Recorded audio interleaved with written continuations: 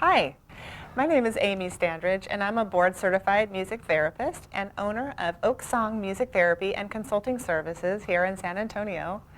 And I am so pleased to be here at mmlearn.org making a video for you, the caregiver, showing you some ways that you can use music with your loved one or your patient in the case of a professional relationship. So why music? Well, music is fun, but also it's processed globally in the brain. When we're engaging in music, we're not only listening to it, but we're participating, we're reminiscing, we are sometimes singing, we start to moving. There's a lot that goes on in a musical experience.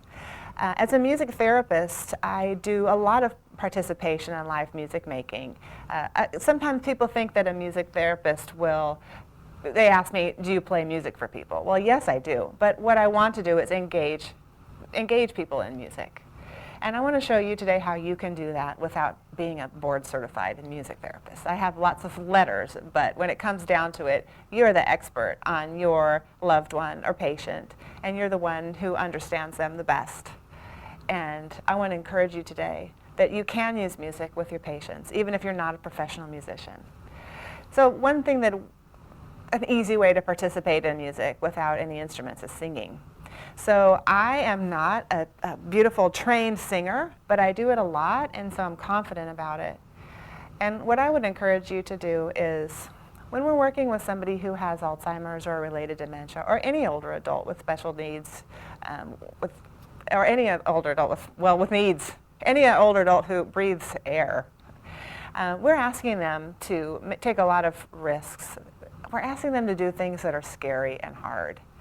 And so I think it's the least that we can do is step out of our comfort zone a little bit when working with those people that makes us feel uncomfortable. So not terribly. This won't be painful. But I am going to do some singing today and show you how you can do that too. I'm not a trained singer, but I'm confident in doing it. So I would ask you to step out of your comfort zone and give it a try.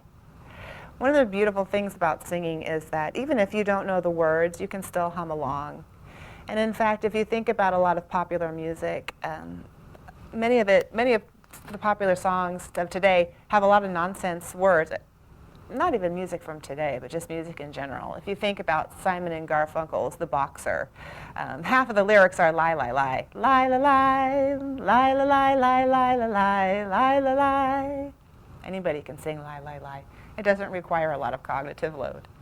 So when we're working with older adults who have moderate to later stages of dementia, we need to make sure that we make the activities inviting and easy to participate in. So you might be watching this today and you are not a caregiver. Maybe you're someone who's experiencing the early stages of dementia, of Alzheimer's type, or just MCI, any other needs that you might have. And you might think it's too late to start learning how to play music. And I want to tell you that it's not too late, that the research has shown that even into late stages of dementia, we can learn new things. And into early to moderate stages of dementia, using music will stave off those symptoms. We're not going to cure it, we know that, but we can stave off the symptoms and keep our lives vibrant and active for as long as we can. And music is one good way to do that. So we need to think about music preference. People say music is relaxing, and of course it is, but not if you don't like what you're listening to. So I want you to make sure that you're participating in and using music that you or your loved one really engages in and is meaningful for them. It can bring back lots of fun memories and sometimes not fun memories that we can then discuss, but it does provide an avenue for communication. So I brought some instruments with me today, and I want to show you how you can use these either by yourself or with your loved ones. So the first thing that I have, we'll start with the easy instruments, are just some basic rhythmic instruments that you can get. You can buy them online. There's several resources. At the end of this video, I'll give you my contact information. You can contact me if you need some more resources on where to purchase. But for example, here's my little tambourine here. I bought this tambourine for $3, might have been $5, but I bought it at 5 and Below, a local store. There's several of them in town. I want to show you that you don't have to have an expensive piano or a synthesizer or a guitar in order to engage in music making. So I've got this simple instrument here, and I want to sing a song and play an instrument along. A song that I use a lot, You Are My Sunshine. It tends to be something that people typically know. But again, if it's not a piece of music that you particularly engage in, then use something else. But you just hit the tambourine with one hand. You are my sunshine, my only sunshine. You make me happy when skies are gray. You'll never know, dear, how much I love you. Please don't take my sunshine away. Ta-da. It's yellow too, so it's like sunshine color, so even better. Another instrument that you can use just very easily with someone or by yourself is a little drum. This is a souvenir drum that I got in Costa Rica, but I wanted you to know that you don't have to, again, have a super expensive drum that you've bought at the drum center. I don't think there's such a thing as the drum center, but this is my son's drum. It cost, $10 or something, and this is a very easy instrument to play, very accessible. When it has a hole in the bottom, you want to make sure the air comes through there. If it's too big and it has a hole, you don't want it on the ground. It won't sound as nice. Again, this is a toy. It's not going to sound wonderful, but it's functional. I'm trying to think of another song. Okay, I got it. I've been working on the railroad all the livelong day. Got it? Easy. Sing along, play your drum. You're experiencing all the benefits that come from singing, improved respiration, improved mood, improved articulation and communication, and you're also experiencing that everything that when you're playing an instrument, you're using your body, you're using your muscles to hold up the instrument, you're using bilateral coordination to play each. Another thing you can do with this if you're working with somebody else, an individual, is sit across from one another. This is small, but you can each hit or strike the drum. Then you're facing one another as well, and so you're getting that one-to-one close communication. I don't have experience with my own loved ones and dementia, but I do have experience with caregivers who have this going on in their lives. And so one thing I've heard is that it's hard to find meaningful activities that you can do together, especially as our loved one declines. This is something that you can do together for a long time. Research has shown that the rhythmic functions of music stay intact even late into dementia. I have patients and clients who I see who don't seem to be engaging at all, but if I put the instrument real close to them and play it with them, they'll become alert, but they'll sometimes play along. Sometimes it takes a while to feel comfortable, and that's okay. It will take lots of time. Let's see what else. I brought some jingle bells. These are really easy. Christmas is coming up. You can sing jingle bells with these or any other song. I use this sometimes with, I got spurs that jingle, jingle, jingle. If you have a country music fan in your life, very simple. You just shake them. Egg shakers. Anybody can play these egg shakers. You just shake them. What song would go good with the egg shakers? Again, songs that you know and songs that you like. Shake it up, baby, now shake it up, baby. Twist and shout, twist and shout. Come on, come on, come on, come on, baby, now come on, baby. Work it on out. See, I'm warming my trunk. I'm playing instruments. I'm getting the feedback. I'm singing. I'm participating in music. Something very simple you could do in the mirror if you're by yourself or with your loved one if you have them with you. Egg shakers. Here's just some rhythm sticks. The fancy word are claves, sometimes timbales, and you just click them together. This is fun. If you get a couple of these and you're playing with an individual, you have a partner, you can click and then tap, click, tap, click, tap. You can make it fancy or simple, click, tap, depending. So this is a very accessible activity. You don't have to work with a partner. You don't have to have your loved one playing with you, but that's also a good way. You're communicating still. You're making eye contact together. You're having fun. It doesn't require a lot of language. Something very simple that you can do at home. I'm excited to have found in our community here in San Antonio some opportunities for music making. I want to also say that I think I mentioned this before, it's not too late to start music lessons.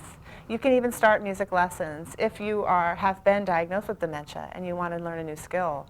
It would also be something fun to do as a caregiver to engage in music lessons with your loved one. Maybe it's your husband or your wife, and you're looking for meaningful things to do together, and you've enjoyed music, and you've said, I've always wanted to learn how to play the ukulele. Play the ukulele. They're not expensive. I brought one. I'm going to show you just something very similar that you can do. You can take lessons together. I mentioned before that I think it's important for us to be willing to be vulnerable with our loved ones. And what better way than to learn something brand new. So don't be nervous. I brought my guitar today. Not my guitar. I brought my ukulele today. I have a couple. This one I bought in Hawaii. You can buy ukulele at any guitar store in town. There's also an Almost Park. I'm trying to give a plug. I can't remember their name. Guitar Techs. This one I bought in Hawaii. I don't use it a lot because it has cracks in it. That's not the perfect instrument, but I feel like in working with older adults and aging myself, I'm getting some cracks too. I love this instrument. I'm just going to use it. So I'm going to show you just a very simple song that you can use, that you can play on a ukulele, and just how easy it is. A guitar has 6 strings, a ukulele or a uke has 4. You hold it against your body, and you can play a nice chord with as few as 1 finger. So I'm going to take my middle finger, I'm going to put it on this 3rd fret. These are each called frets here. And I'm going to strum just 1 downbeat. Just strum. Row, row, row your boat gently down the stream. Merrily, merrily, merrily, merrily, life is but a dream. It's a 1-chord song. It's not the most intricate song you'll ever play, but it's music. Michael, row your boat ashore, hallelujah. Michael, row your boat ashore, hallelujah.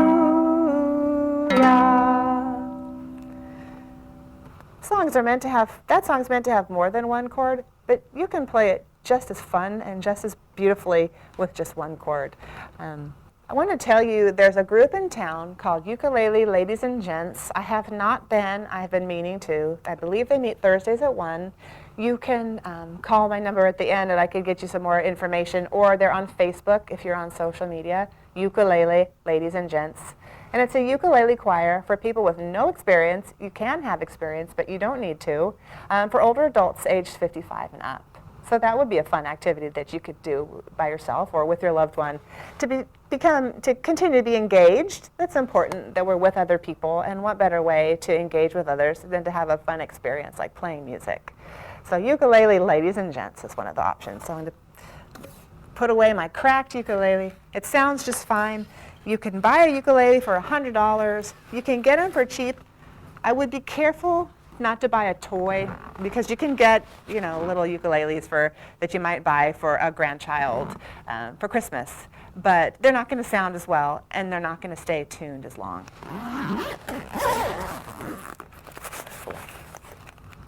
So another opportunity that is happening here in San Antonio is Oak Song Music Therapy, along with UT Health, is starting a choir for people with dementia and their caregivers. We will be meeting on Fridays from 11 to 12, currently at the Universalist Unitarian Church near Crossroads Mall. That's also a no experience necessary choir. It's free. It's a chance for you to get out with your loved one and participate in a socially valuable activity such as music, have some fun, learn something new. We're going to start out with Christmas carols because it's October. Well, it will be October. It's the time of making this video. Christmas is coming up. And then in the spring, we'll do some other repertoire. And I want to make sure that I find out people's musical preferences. I keep talking about that because I want it to be music that's valuable to everybody. So a community choir, churches still have choirs here and there. Some of them don't, but you can still find a community choir at a church to participate in. Our UT Health choir will be called Grace Notes Choir. That's coming up. Ukulele Ladies and Gents Music lessons. I currently, as a music therapist, am not offering music lessons, but there are lots of people in town who do. And especially if you, when I played the ukulele, I simplified that song significantly. And if you can find a teacher who is willing to make some accommodations if you have some physical or mental challenges, I can help you find that person too. Just let me know. So why should I engage in music making? We talked about one-on-one, why we should do that with our loved one. It improves communication, it's fun, it releases healthy hormones in our brains, it's globally processed, it keeps us younger, it can stave off symptoms of Alzheimer's disease and related dementias. It will not cure, but it will keep us active later into the disease progression. Then in terms of becoming involved in a community group such as the ukulele choir or a singing choir, you are engaging with others who are like-minded, who are in similar life situations, who could really relate to what you're going through. We'll have time for socialization, at least you might have time for socialization so you get to know others. It'll normalize your experience, it'll get you out. The sense of isolation that comes with aging in general, and especially when you have dementia or are caring for somebody with dementia, is really something to think about, getting out there and becoming less isolated. And I'm hoping that there will be even more community opportunities to do that. So decreased isolation, a shared enjoyment, a socially valuable activity to do together, something that involves getting out of the house, that doesn't involve going to the doctor, somewhere where you can learn a new skill, and somewhere where you can get to know like-minded individuals and in your similar life situation. So I've talked mostly about how to involve with your loved one in music making, but I also want to again encourage this for you as a caregiver, how important the music can be for your own mental health. Singing, as I have mentioned before in this and a different video, increases your secretion of oxytocin and some other feel-good hormones in the brain. It also has been shown to decrease stress hormones. That's very important. And so engaging in music making, active music making, will help you in those ways. An emotional outlet. I played with the sticks and the drum. Those are objects that you are striking with your hands. You're striking them together. That's very satisfying and a socially appropriate way to really get out some of those feelings. You can take your drum and just play however you feel, so opportunities for emotional expression. And then also talking a lot about live music because that's what I do. I provide live music and show others how to do that. But music listening is very valuable too. There's some programs that if you're a caregiver in a community where you can have access to recorded music. And that's wonderful for things such as decreasing anxiety during meal times or doing bath times. I don't want to discourage from recorded music, but live music, since it is processed globally in the brain, and since it does require so many different behaviors, live music really is a wonderful way to experience music in older adulthood.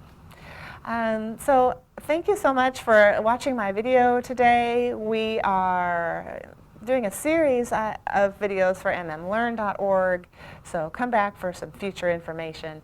And in the meantime, if you need to contact me, my number is an Austin number, but I do live in San Antonio. oaksongmusictherapy.com is my website, and my phone number is listed on there, oaksongmusictherapy.com. Thank you, and let's make music together.